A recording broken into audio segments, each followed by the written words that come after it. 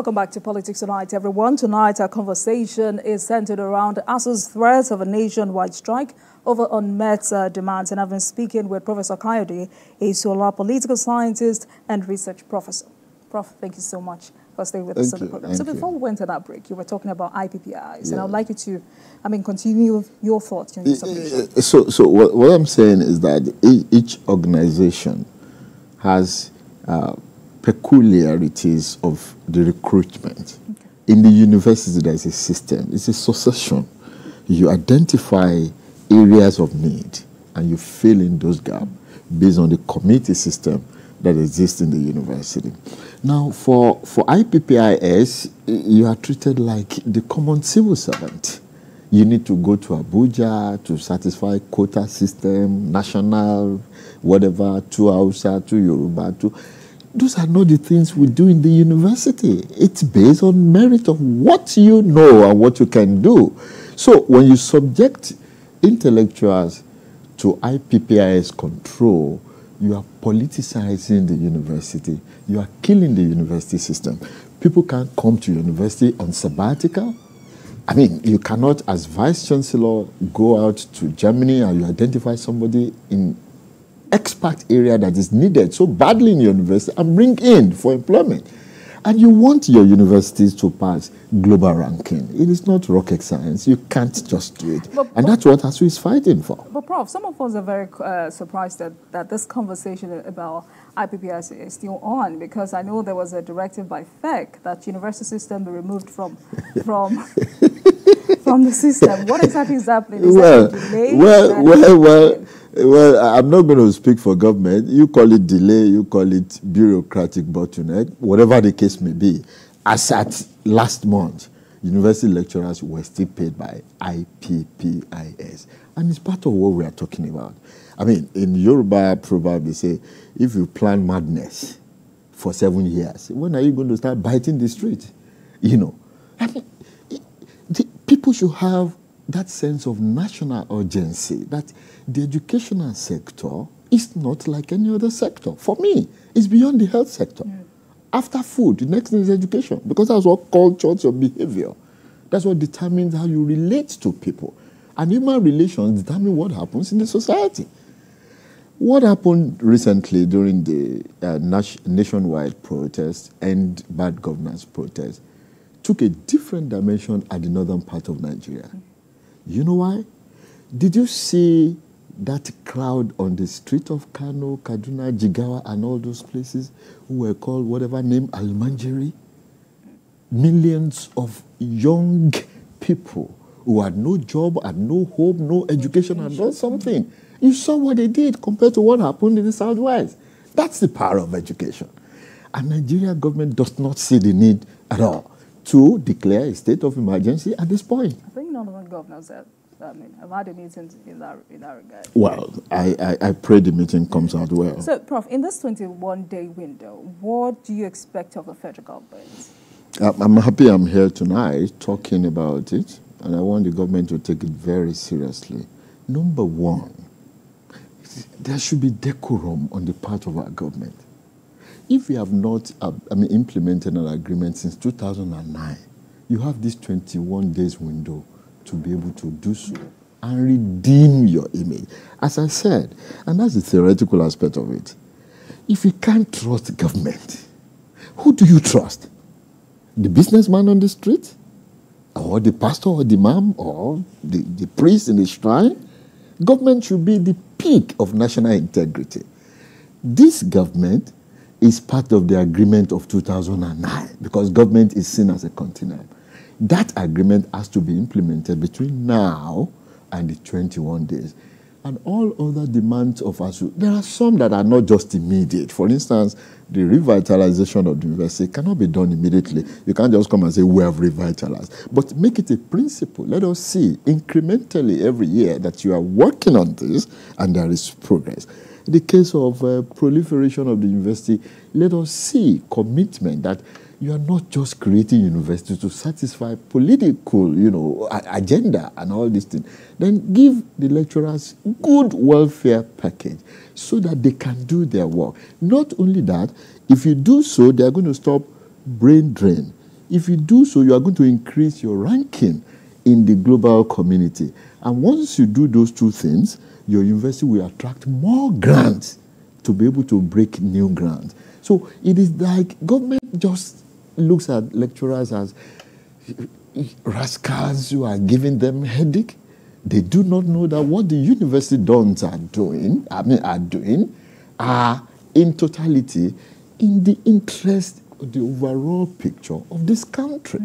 ASUU doesn't fight for bread and butter. It has never been a bread and butter union. It's a union that is concerned about the development. Because as a professor, I cannot afford the bill to send my kid to Canada, to Europe, to any part of the world to study. I trust the Nigerian university system because I know the quality in there, both manifest and imminent. And so I want to build this system and protect it so that my children will not suffer, including your own children. Those who have 36 million naira per month can afford to go and get inferior education with their dollars wherever they go. But we must protect the system. And that's what ASUU is talking about in the general sense. How feasible is total university autonomy? Well, it's a matter of law. You know, it's not somebody's pronouncement. If the law says that universities should be autonomous, the government should respect the law and grant that autonomy to the university. Anybody who comes to be president of a country swears to protect the constitution, the ground law, and other laws in the country. If the law asks you to do something and you are doing otherwise, you are creating illegality. And again, you are socializing the citizens in a wrong direction. I'm worried about the socialization. If government breaks the law, if government does illegal things, if government refuses to respect agreement and respect the constitution, and then we can as well pack away the country and go elsewhere. Prof, you'll answer my question. So my question is, how feasible is total university autonomy? Because this is also one of the demands of ASUU. Can universities effectively fund themselves? I agree 100% that it is possible for the university to fund themselves. And the law has agreed so. Laws are not decrees. Okay? Before anything can come to law, it will pass through several stages of debate, of discussions, examination, cross-examination. We're not in the military era when one general will just wake up and say, I hereby grant universities autonomy. Before that law was made, the processes were followed. And so it was supposed to be a reflection of the realities of the opinions of the people of Nigeria. If that is, who am I to say it is not feasible? It is something that is feasible if the government is committed to it. And the university lecturers are ready to help the system to ensure that it is achieved in any way. I challenge the Nigerian government. Look, I know because I'm into research. There is no country in in Africa, perhaps very scarce around the world, that will boast of the kind of research resources that Nigeria has today. On terrorism, on economy, on name it. But when you have a government that does not tap into the resources of its university to solve its own problem, you continue to operate like a perambulator. If Nigeria government wants to change Nigeria today, the economy, the polity, the security system, if you look into the university for the next 6 months and tap into the product of intellectual research on the shelves of those lecturers, you have your problem solved in 8 months. I know so, and I can assure Nigeria so. I challenge the Nigerian government. Please be a good example of integrity. Create agreement, honor the agreement. Make promises, honor the promises. Follow the path of the law. Don't do illegality. And lastly, make use of the resources that you have.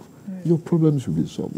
The problems we have in Nigeria today are not rocket science. It's because we are not going back to tap the resources that we have. They are there in the university. in the University of Lagos, UI, Ife, Maiduguri, all of them. That's why the intellectual looks at government and says, what is going on here? You politicize everything? No, that's not the way. The solution lies in the university. People have conducted research works to solve all our problems, but the government is not making use of it. I think it's that time they started. What do you think is responsible for that? Well, I don't know, but I mean, what I think is that my thought is that there is this silent war, if you choose, between the political class and the intellectual class. In politics, what you do is emotion, prank. It's a game of who gets what, when, and how. So to excel in that game, you do all those things. I mean, it's like football. If you want to understand politics, look at 90 minutes of football between Team A and Team B on the pitch. That's what politics is all about. The intellectual class thrives on reasoning, on logic, perhaps by extension, on dialectics. Okay? So you have two classes that probably do not agree. The intellectual class does not go the way of politics.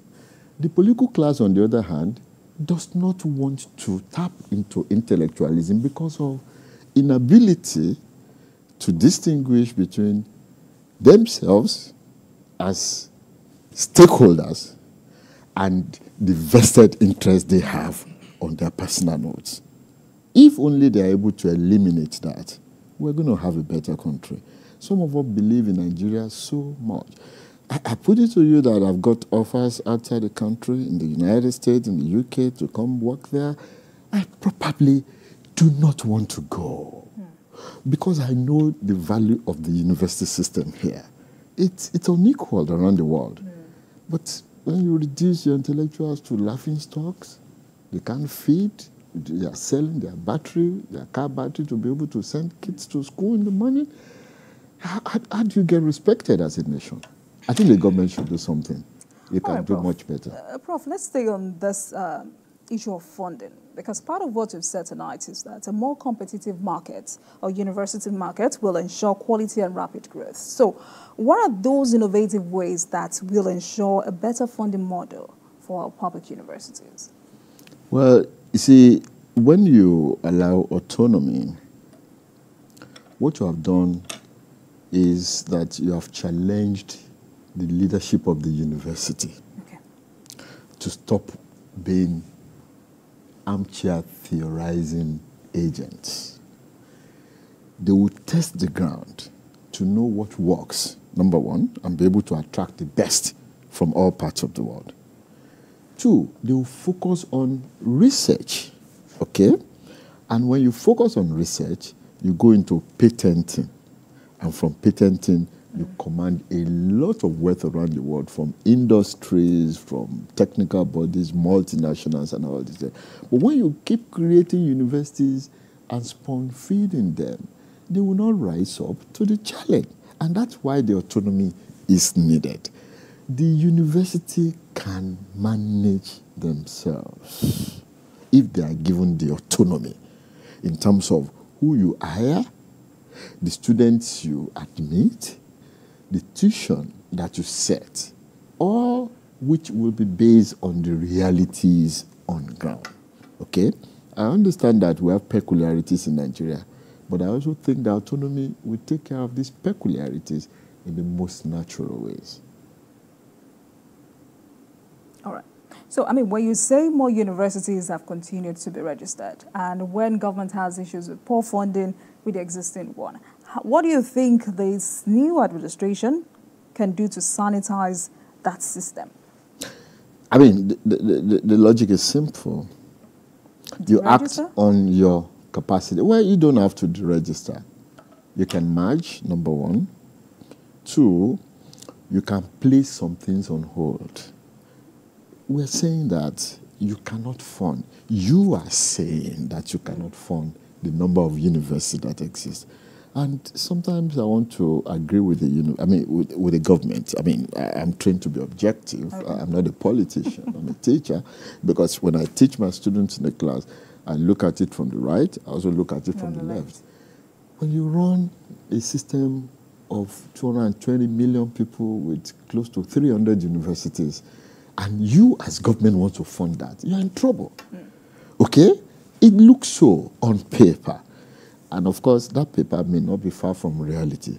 And that's what we're saying, that rather than proliferating, hold on a bit, crack the problem, identify the questions, set the objectives, and address the issues first. When you address the issues, you now come out with a new template that may or may not necessitate registration of new university. You can't cast it in iron.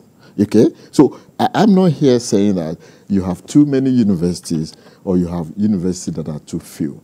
But I'm saying things have to be empirical. Okay? If you don't approach them in an empirical way, you may not end up having a good result. And that's why you have many universities, okay, but very few are functioning. You probably, of course, I know you came out of a university system. There are certain informal things that you talk about in your university that will be shocking to the public. We may thank God that some universities are still very sane, but there are many practices across many other places, inevitably so, because of poor funding, poor situation and all this, that we cannot say in the public. And we're saying that the university is the future of the nation. That is where we are training youngsters who will take up the leadership of this country tomorrow. And if there's any priority that any government at all should give, that priority should be on the educational system, especially the university system. All right, Prof, still talking about university autonomy. Do you agree with concerned stakeholders? I call them concerned because this is, they continue to throw out their submission every now and then on this particular matter. This concerned stakeholders have said, in achieving workable autonomy for public universities, government's major role is to ensure that the Nigerian Universities Commission is a strong regulator that will ensure standards as its first duty. That's what it has been. Okay. ASUU has been playing that role.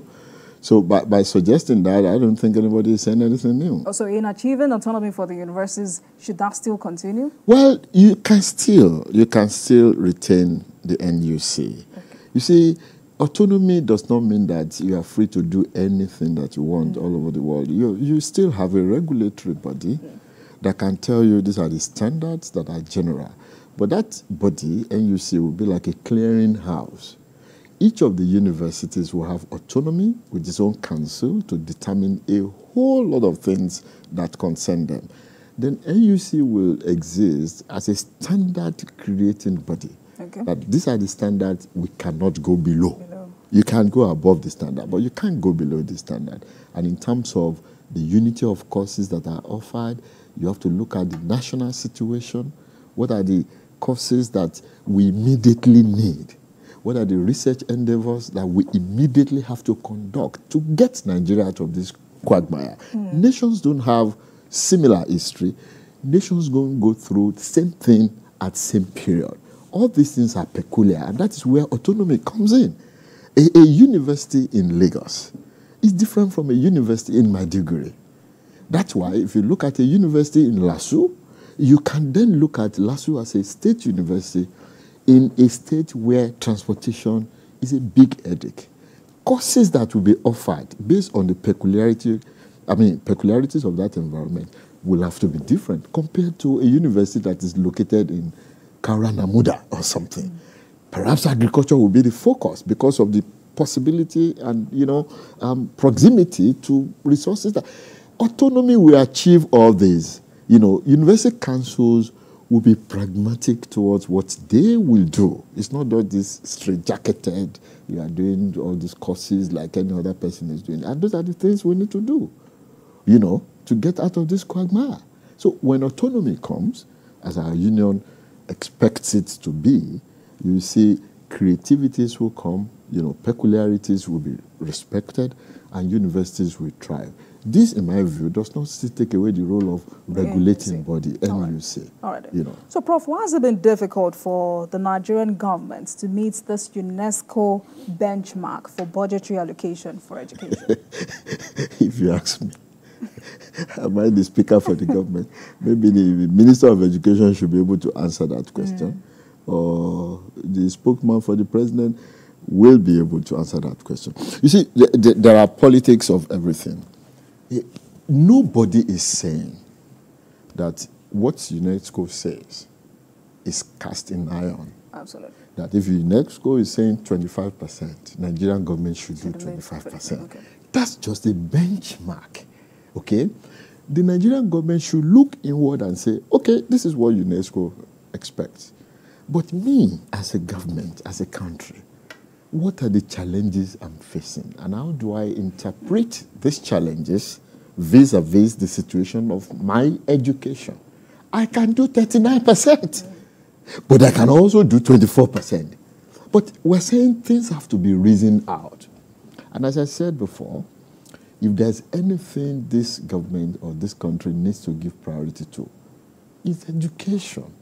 Because it is the way to solving almost 90% of the national problem that we have. Increased budgetary allocation. To education. And be sincere with it. This is not all about increasing allocation like the Gbajabe Amila. Only will say, okay, go, it's in the budget next week, and then only to discover that nothing is done about it. We have to be sincere as a nation. Of course, we have the option to just sit down, fold our hand, crying wolves, and say, well, Nigeria is bad. But if the government wants a true change, education should not be given the kind of treatment that is being given now. So, Prof, we're winding down, and I want us to be very specific because this president has promised us, consistently he's talked about revitalizing the sector. He has promised to invest in education and has also pledged to look into some harsh regulatory frameworks hindering the improvement of the tertiary education in the country. So, for you, what areas do you think he should focus on?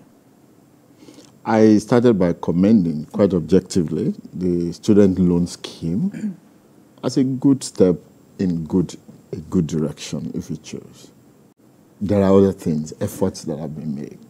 But I'm saying that those efforts cannot be considered significant, except and until you consider those who are running those institutions as human beings who should live well.